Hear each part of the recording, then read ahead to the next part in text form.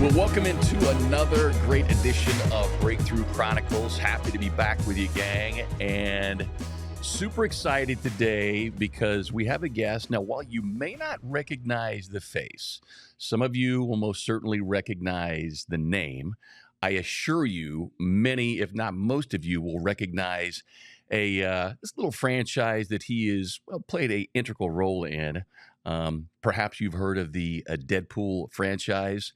We are happy to welcome into the Breakthrough Chronicles a guy who has become a good friend. He is a Suns hoop head, too. One of the other reasons, we got him on the show. Rhett Reese. Thank you so much for having me. It's great to be here. Great to see you, my friend. First off, welcome back to the Valley. Thank you very much. You and the family just moved back. Yeah, I'm from here, and my wife is too, and we just moved back about 8 weeks ago, and we're getting our legs underneath us. So. Just in time for the 112 in October. Yeah, the 112 in October is wearing on us a little bit. But we knew what we were getting into, right? So it's on us.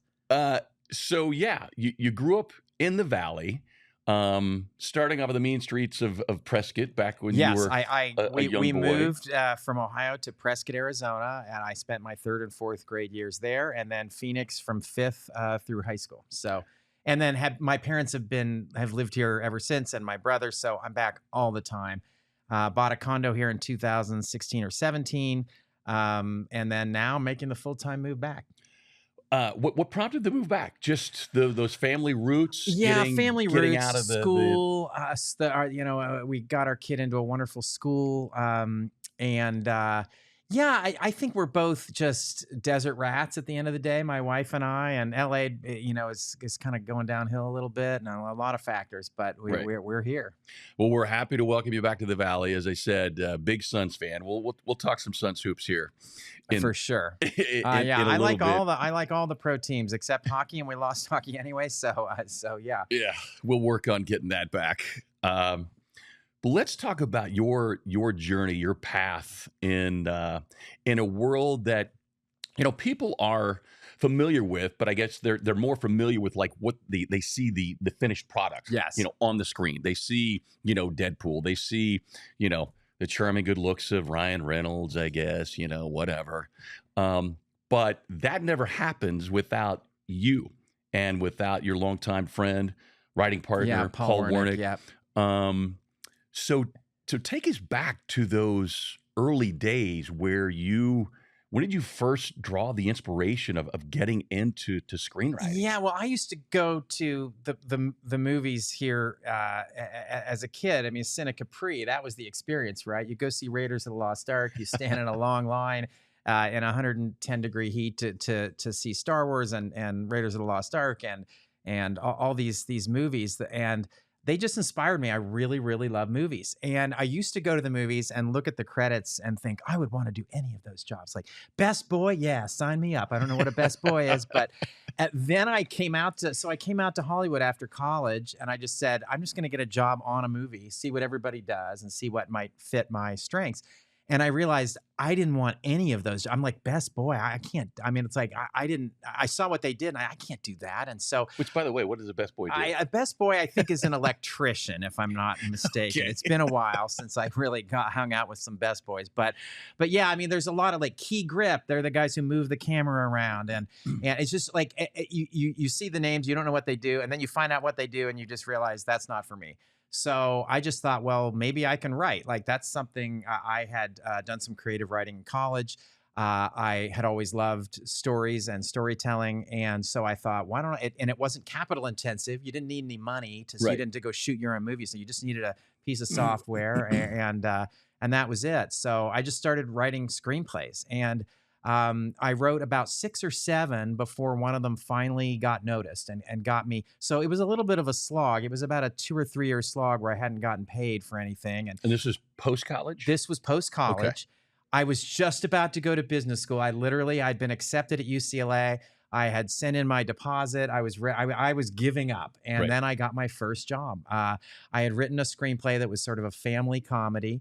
And I got a job working for Jim Henson Productions on a Muppet movie. I wrote a treatment for a Muppet movie, Muppet Robin Hood.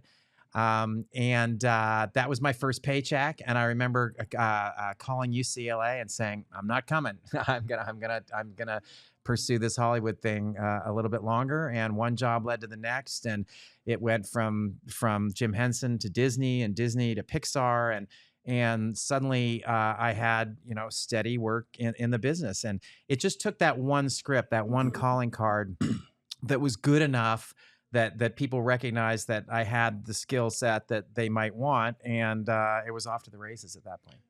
Officially injected into your veins. Yeah, I mean, it was just awesome. Like, you're one moment you're in your mid-20s, completely unemployed with nothing, and then the next minute you're sitting at Walt Disney and you're seeing all the Oscars, or up at Pixar. There are Oscars on almost every desk Right. up at Pixar. Like, they win Oscars for everything. And I couldn't believe I'd been allowed in the building. Like, I really felt like I've been kept so checking your blessed. credentials. Yes, I mean, it's like I did. I had a little bit of imposter syndrome, but and I was the original writer on Monsters Inc. That's why I was there. I worked on Monsters Inc. for about 9 months, and I just thought, my God, I couldn't imagine a more fun job than this. Just getting to be creative and think of silly things and laugh all day with other people and try to imagine fun stuff. Like, it was a dream. It was just a dream come true. And then ultimately got out of that. I mean, I'd written children's stuff for a while. So if it came out in the 90s and it was a talking animal, I might have put the words in the mouth of the animal. And after about 6 or 7 years of that, I was just a little burnt out on it. And my friend Paul Wernick, who went to high school with me here in Phoenix, was working on a reality show. And he said, we had to come up with an idea for a reality show sometime. And I was like, that's great. And that night we came up with an idea for a reality show. It was the total Wild West in LA. Like, reality shows were selling left and right, by random people. On like, the we were street just corner, two guys. you Yeah, got- pretty much on the street corner. It's like, you could walk up to someone and say, anyone on a random LA street corner and say, "What's your idea for a reality show?" And they'd say, "Well, I'll tell you." It's like literally everybody had an idea. But we sold ours after about 20 meetings where we heard no. We finally heard yes. We sold it. We made it. And we embarked on this crazy journey making reality TV for about 3 or 4 years. Then we kind of burnt out on that. And then we decided to write Zombieland. And Zombieland was sort of, I convinced Paul to get back involved in, you didn't ask me this. I'm just rambling now. But anyway, we wrote Zombieland as a television pilot on spec, meaning we did it just, we risked our own time and capital to write this thing without any guarantee it would sell. And that television pilot for Zombieland ultimately became a movie, and it starred Woody Harrelson. Woody Harrelson came on board, and then we got these 2 young actors nobody knew really, Jesse Eisenberg and Emma Stone, and suddenly we got Bill Murray to be in it, and next thing you know, we got this movie coming out, and it changed our lives. It just changed our lives. It got us the interview for Deadpool with Ryan Reynolds. When Zombieland came out and was a success, suddenly we were on a short list to possibly write the Deadpool movie. We didn't know who Deadpool was. Right. I was going to say, I was reading like you guys had no idea. I mean, like you had not delved into that Marvel universe. No, not at all. At all. I mean, I was a fan of Marvel growing up. I used to go to a store over on, it was like, I want to say 7th Avenue. It was called All About Books and Comics as a kid here in Phoenix. And we would take comics home, and I would love the comics. But when I got out of high school, I kind of grew out of it. I left it behind. So we didn't know who Deadpool was. We did a crash course on Deadpool, read a bunch of comics over the course of like 3 or 4 days, and then went in and pitched Ryan Reynolds our vision for the movie. And it was interesting. We didn't pitch an origin story for Deadpool because we were really sick of origin stories. We just thought they were kind of your grandfather's, comic book movie at that point. So we went and pitched a non-origin story. And Ryan didn't like it. Like, he was just like, no, I think it needs to be an origin story. We didn't get hired. And our agent, to his great credit, called Ryan's guys and was like, hey, would you look at one more script of Paul's and Rhett's and just see if you like it? And maybe they're still the guys, maybe they could come at it from a different angle. He read that script, which was an HBO pilot we had written. And he really liked it. And he said, okay, I'll meet with them again. So we went to the Chateau Marmont, which is a classic location in LA. We sat with Ryan Reynolds. We were like, Ellen DeGeneres was sitting over here and Amber Heard was walking past. And it was like, it's this super. Just your basic LA just your lunch. basic lunch. It's just like, it was one of those things where it just felt like we had been ushered into magical celebrity land. And over that 2-hour lunch, Ryan and Paul and I just thought about what a Deadpool movie could be. And he wanted it to be an origin story, but we were sort of resistant to the idea of like starting at the beginning and just starting with the cancer and all that stuff. So we said, well, what if you kind of jump into the action and it's Deadpool as Deadpool, and then you back up and you start to do the origin story, and then we weave those two timelines together. And Ryan thought that was a great idea. So he told Fox, these are my guys. And so they hired us, and we wrote the screenplay, and we were thrilled. And then began about a 6-year slog uphill to get that thing made. Like, it was a grind. Like, the studio didn't love the script. They kind of didn't get it. Deadpool was a very crass kind of character. So they figured, well, only young men are ever going to go see this. It's not going to break out among women or among young women or older people. It's too weird. And so we languished in kind of like relatively dead for about 5 or 6 years. And it was a grind because we kept trying to convince them in different ways. They gave us a little money to make an animation test of Deadpool, Right. which our director did, Tim Miller. And it was really good, but that didn't get them over the hump. And Avengers came out when it made $1 billion. And we thought, oh, they're never going to, say no now. But then they thought, well, no, we think maybe an ensemble movie would be better than Deadpool by himself, because look how well Avengers did. And we sort of slapped our foreheads. Anyway, 6 years later, we finally got convinced them, and we made the movie, and it kind of changed our lives. It just blew up. It just blew up in a way that you're always hopeful everything Right. that you touch might do and never does, basically. It became this rocket ride. And I'll never forget that this guy from Forbes magazine was trying to predict how well it would do opening weekend. And this is the first Deadpool. Yeah, this is the first Deadpool. And he said, I think it'll do somewhere between $50 million and $125 million opening weekend. And so we had whatever that is, like a $75 million window, quite a right? window. It's a pretty big window. And the movie ended up doing something like 134 or 137. I can't remember. Like, it exceeded even the high end of his Right. window. And we all just pinched ourselves. We were like, this is crazy. This just never happens. And then it's continued to even grow from there. It's crazy. Well, yeah, and it's so funny because, and Rhett will laugh at this. So, my family, as I shared with you, we're huge fans of Deadpool. I texted you that night after myself, my daughter, and my son Yep.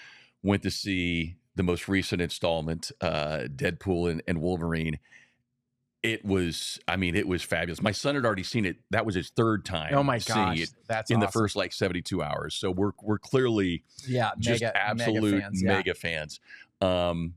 But in reading and preparing for our interview today, it's one of the reasons why I enjoy doing the show, because as you talked about, you were this close to not seeing that through. Oh my gosh, totally. There is a labor of love, and there is like insanity. Yeah. And at what point do you say, okay, I'm standing on the table for this, and do you go, I can't do anything else to push this across the finish line? Yeah, there were moments of time where there were 4 of us. It was Tim Miller, Ryan Reynolds, Paul, and myself. It was literally just 4 of us. And there were moments when people would lose hope and just give up. Like, Ryan would just stop trying for a while. And then Tim never stopped trying. He's a bulldog. But there were moments where we just thought, there's just no path here.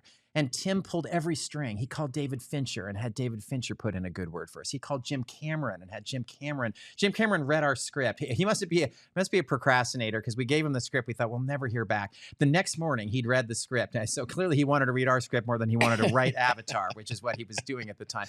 And he said, he called Fox. He said, why aren't you guys making this? You're crazy. That didn't work. Like, so we would become dispirited again. And finally, Paul, my writing partner, sent an email to Simon Kinberg, who was a very powerful producer. And he's the one who ended up, pushing us over the top, because he had a great relationship over at Fox, and he convinced them to do it. But Hollywood, of all places, is a place where perseverance really matters. And it doesn't always work. Oftentimes it doesn't. But almost every success story has an element of perseverance in there. Yeah. Well, and there's in that world and on your side of it, and I suppose from an actress's side too, in terms of auditioning, which, by the way, I didn't realize that's how it oftentimes happens. Is as writers, you're auditioning for for the star against of the show. other writers. Yeah. I mean, I with the person who's either going to star in it or direct it or the studio executive, you're auditioning. Like, we're salespeople. Like, that's a I do two things. I write and I sell, right? And it's like, no, I think probably every profession to some degree is sales. Sure. Like, you're selling yourself, you're selling your ideas, but I'm very much always trying to convince someone to trust us, to buy into an idea, a vision. It's like, so I'm a huckster. It's like, I really am. Sometimes I feel like I've got one of those salesman briefcases and I'm walking around, going around the country trying to sell. So, and that's part of it. You have to convince people. And that is sometimes about passion. It's about not letting things go. It's about near misses and hearing no a bunch of times and still not losing faith in yourself and your idea. That's, probably a good lesson for anybody.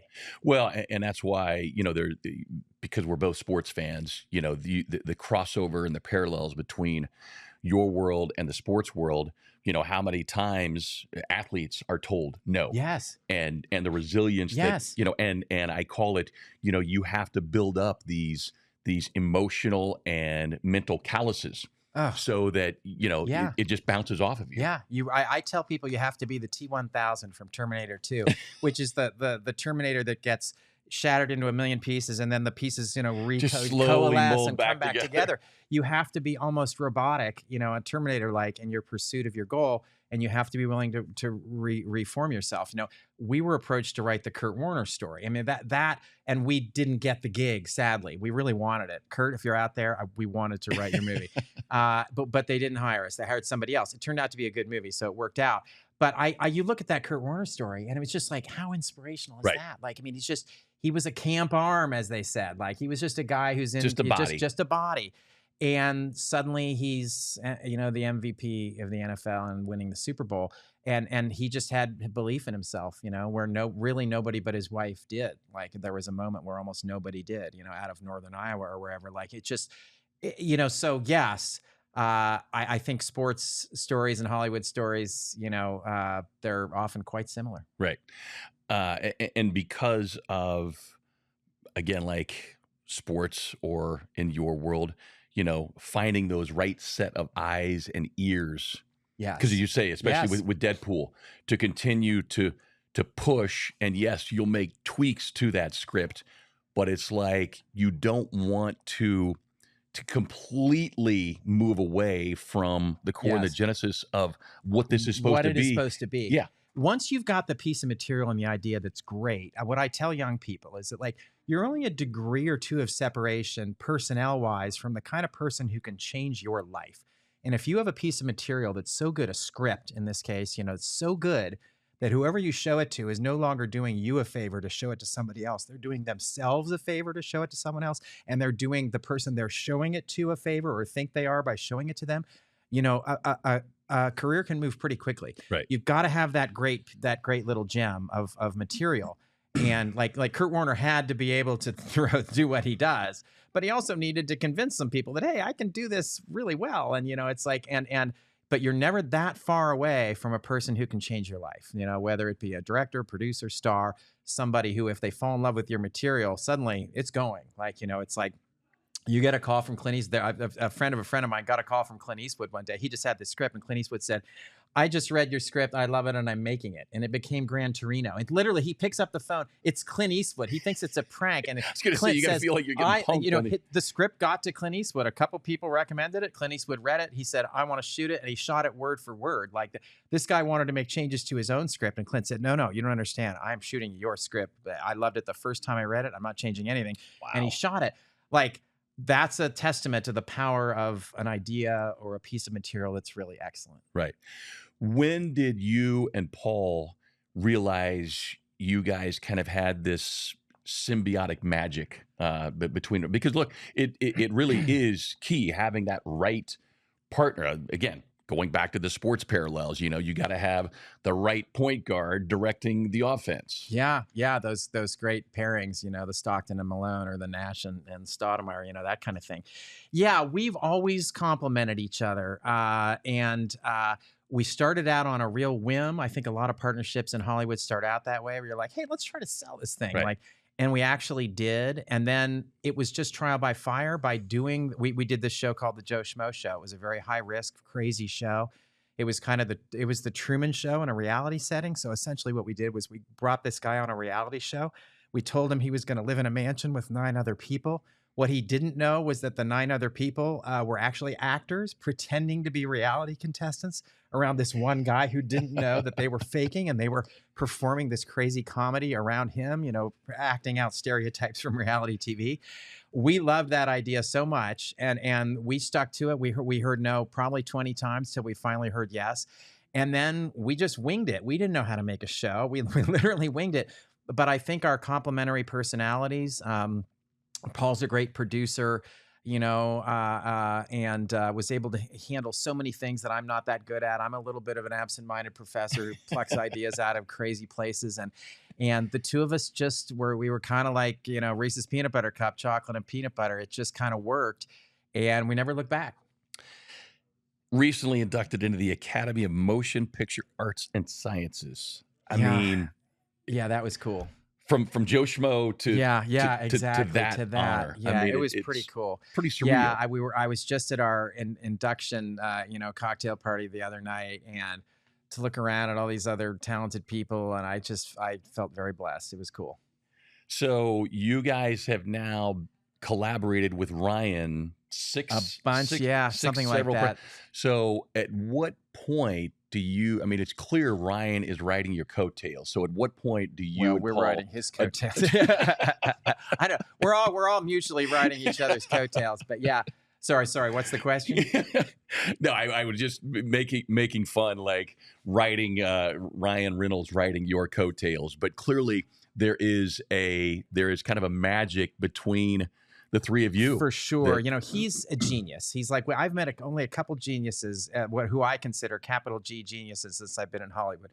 One of them is a guy named Todd Field. And then the other is Ryan Reynolds. Like, he is a brilliant writer, improviser, performer, idea guy. Like he's almost better at anyone at anything. Like, you know, it's like literally like he could sit with a person, watch what they do for a week, and then do it better than that person could. Like, he's just a brilliant human being. And so we were really lucky to find him. I think we were each other's muse in a way. We spent time, just the three of us, just making each other laugh. Like, that was like, if it made Ryan laugh or it made us laugh, we knew it was good enough to get into the movie. We do a lot of that where we're just trying to please each other and make each other laugh. And then the hope is that then, you know, it translates to an audience. And it really has in those cases, like, you know, and we've made other things with him too that were more dramatic and had fun with that too. But yeah, we're so fortunate that we cross paths with that man. Like, every day I count my blessings that we met him. Now you're right. It does feel like and seem like everything he touches just turns to, you know, gold, platinum. Yeah. whatever is he's on a roll. The highest commodity. But I understand that you guys may have found his weakness, which is darts. Is that correct? We did play him in a game of darts, and I beat him. And that doesn't say much because I'm not good at darts. Like, he was really bad. There was just one lucky night. We were one lucky night. I couldn't beat him at anything. There's like literally nothing I could beat him at. But I did beat him at darts, and I will take that. I'll put that on my resume. He's just a savant. It's so weird. It's really weird to watch, but he can pick something up and be good at it in a heartbeat. So, yeah, that's a feather in my cap. And look, it's. I think it goes without saying that in that world, I think most people understand. You know, it really is, you know, people looking out for themselves to come across an individual like that who has that talent level. Yeah, recognizes your talent, but also recognizes, you know, the collaboration between the three of you is what really makes it all go. Pretty rare. You know, we've worked with a lot of folks, and we have not found that same synergy in a lot of cases. Like, it's almost like the chemistry in a relationship or a romantic relationship. Like, there's a little spark there, you know, between me and Paul, between Paul and me and Ryan. Like, you just get lucky. Every now and then you get lucky. And that was a great lucky stroke that he let us have that second interview where we went in and convinced him we could do it. And he trusted us. Like, that was a great moment for us. You'd mentioned that chemistry, that spark. You talked about your wife earlier, in the business as well. Just share what it's like for two people in that industry, trying to support each other as husband and wife, but also championing the other, Yes. with projects. Yeah, it's really nice. We try to shore each other up because we do something slightly different, obviously. So that helps. So there's no competitive anything. Like, we're just very supportive of each other. We've always wanted to work together. And then finally we got the chance to work together. And it's this Peter Farrelly movie that Paul and I wrote. It's called Balls Up. It's coming out on Amazon next summer, summer-ish. It's the log line is that it's about these two Americans who go down to the World Cup in Brazil, and they're at the final between Brazil and Argentina, arch rival Argentina. And during the game, they get really drunk and they actually run onto the field for reasons I won't go into. Brazil is coming down to shoot what would be the equalizing goal. They're down 1-0 late in the game. And our guys happen to run in front of a shot on open goal, and the striker kicks the ball. It bounces off our guys and goes out of bounds. So Brazil does not get the goal, and they end up losing the game consequently. And these two Americans then have to spend the rest of the movie escaping Brazil because the entire country wants to kill them. It's a comedy. It stars Mark Wahlberg, Sacha Baron Cohen, Paul Walter Hauser, and my wife. I got her an audition with Pete, and Pete hired her to play this eco warrior they meet out in the jungle who seems nice at the start, and then she turns out to be a monster, and so makes our poor heroes' lives miserable. So it was the first time we got to do something together, she got to say words that I had written, and I got to watch her perform words that I'd written, and that was super fun. First time we'd ever worked together officially. Yeah, oh, so wow. strange. We've had these weird parallel, careers. Right. Yeah, and so yeah, it's super cool. And Pete Farrelly, like Dumb and Dumber, Something About Mary, like at a Green Book, he's a god and so fun and funny. He's a wonderful person, and we have high hopes for this very, very silly movie. I'm excited. We will look forward to great anticipation for that. Going back to something you had mentioned earlier, now that you're at the point in your career where people see your name and Paul's name, screenwriters, producers. How often do you have young, aspiring writers, producers coming up to you? And if so, what is your best advice? Yeah, I mean, it's very common. I mean, I always say you're 1 or 2 degrees of separation. I'm on the receiving end of that a lot now, where Right. It's like someone has a friend who's in film school or someone, it's like I always make the time for it because people made the time for me, and I want to pay that forward. I often give them the Terminator 2 metaphor, right? The perseverance metaphor. I also tell them really to focus on their craft. I say that, generally distribution, finding an agent, the sales side of it, like that's generally not the reason why your thing isn't getting traction. It really comes back to the material itself, the quality of your talent and how that's executed in a screenplay form, on a page, obviously. Right. If it were any other career, it would be something else. But you have to get great at what you do, because if people feel like they're doing a favor for you by recommending you, it's never really going to work. Like, you have to ultimately that your substance has to be awesome, and that's about seat time. It's about doing what you do over and over. I'm sure as someone who's those polished your repetitions craft, right? The muscle memory, the repetition. I just interestingly went back and read my very first screenplay just a couple nights ago, and it was amateur hour. Like, it's terrible. Like, I read it and I was like, I would not have predicted that I could have made a go at this. Like, why didn't I burn this? Yeah, I know I should burn it probably, but I think it's instructive because I look back and I wasn't good enough yet. That's why I didn't break in on my first script. It took me to my 6th or 7th script because I got better. And that the me now is so different from that first me, which made a million mistakes. And I truly was just the definition of an amateur. And so it's about getting better at what you do ultimately. And that's a cliche, as is the perseverance thing. It's a Sure. cliche. There's no magic formula, but I think talent and perseverance together, if knocking on the door long enough, the door tends to open. Maybe not in the exact way you're hoping, but it does tend to open. Right. If you don't have the perseverance or don't have the talent, sometimes it really doesn't open. There's a general supply and demand issue, as you know, in your business. It's a fun job, right? A lot of people would love to do it. Only a few people break through to where they get to make a living doing it. So there is a bit of a supply and demand issue in Hollywood. A lot of people getting off the bus to make their living. Right. It more often than not doesn't work, sadly. But for it to work, it's a combination of talent and work. What is, when you talk about going back and reading that first script, what is maybe the best project or screenplay you've written that you're most proud of that maybe people don't know about? A couple. We wrote a pilot for HBO called Watch, which was about a voyeur.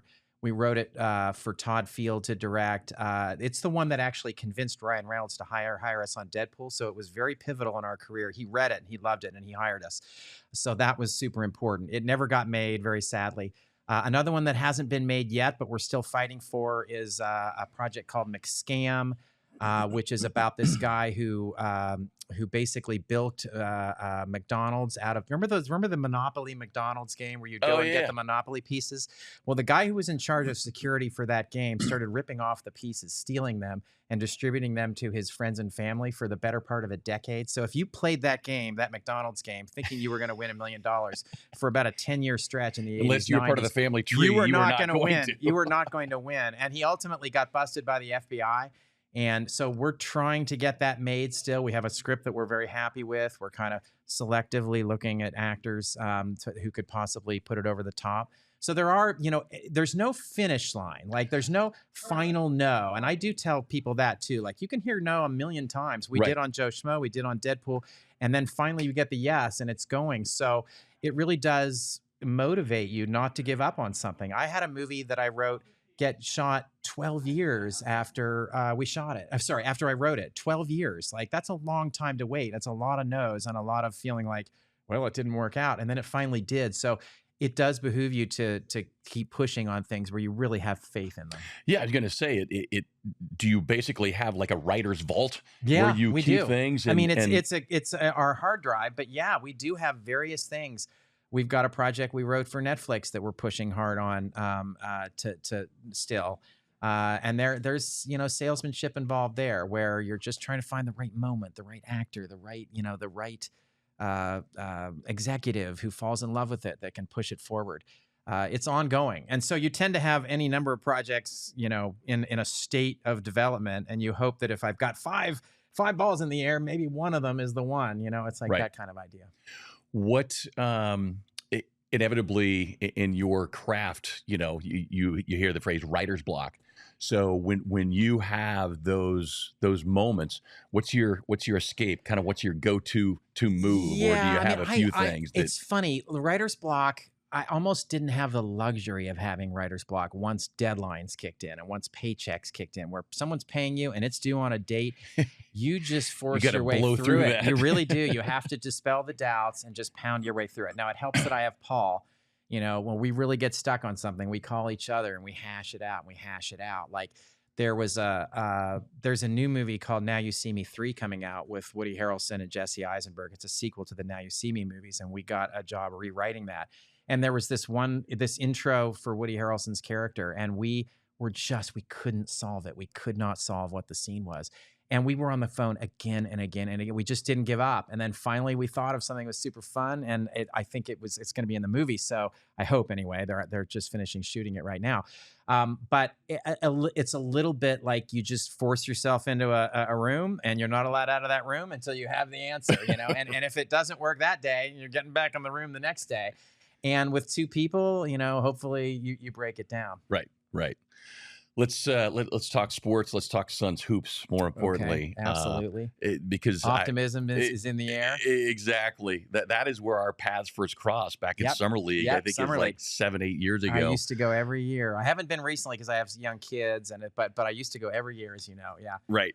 So before we talk about this season, because you grew up in the Valley, I'm sure you have a fond memory or fond memories of our former colleague Al McCoy, Oh my who gosh. recently passed. So what are some of your fondest memories of Al that you could share with us? Yeah, I mean, look, I sometimes it's like comfort food. It's like eating macaroni and cheese or something, right? Where just hearing his voice just takes you to a special place. Like, I mean, my dad used to take us down to the Madhouse on McDowell, Veterans Memorial Coliseum, and we would see games and we would listen to Al McCoy on the radio, and it just takes me back to childhood, to this warm, fun feeling of escapism, watching these great athletes, doing it with my father, my mother, my brother.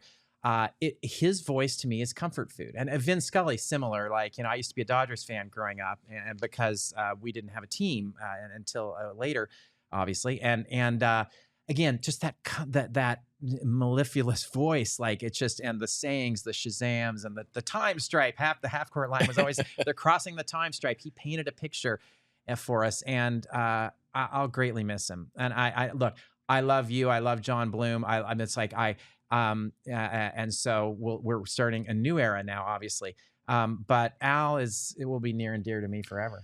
Yeah, the thing that I share with people, especially because there was a point in his career, really in the biggest chunk of his career, it came during a time where there was no NBA TV. He was the only source. Yeah, and the Suns were really the only thing in Phoenix too. That's the other thing. And it was like this family member was bringing you courtside, and going back to what you said about the comfort food and just feeling like he's part of your family.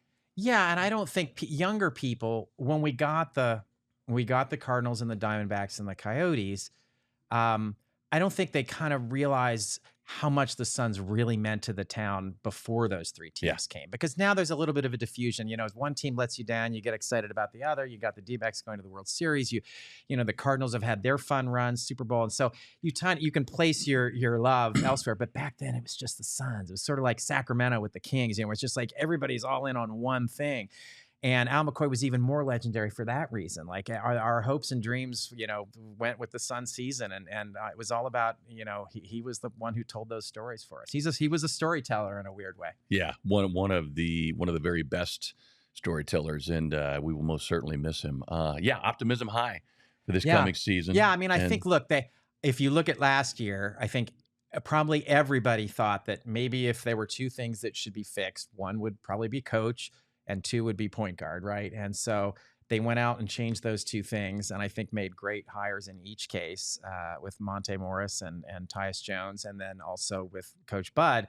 So look, again, if you're shoring up your weaknesses when you don't have a lot of money to spend, I think they did it as well as it could be done. Now, is it enough to get us over to the hump of the championship? I have my doubts, but at the same time, let's focus on hope, and anything can happen. And anything could happen.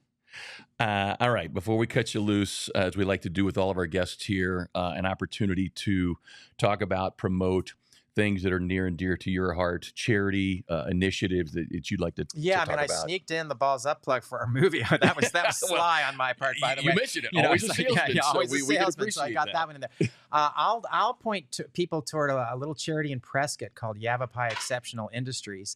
It's been there forever, been there since probably the 70s, like just literally forever.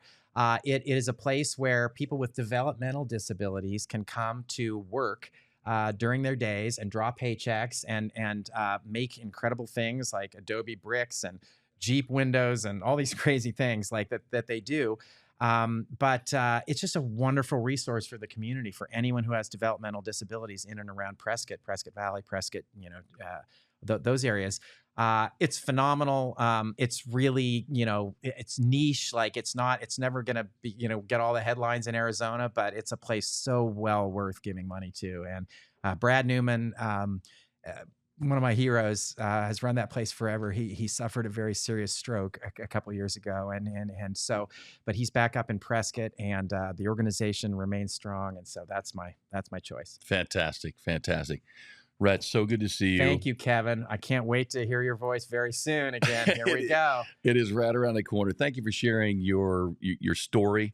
Thank you for the time, and we look forward to more, maybe more Deadpool, but certainly more great projects you're a part of. I really appreciate that. Thank you. All right. Thanks for hanging out with us here on another installment of Breakthrough Chronicles. We will see you next time.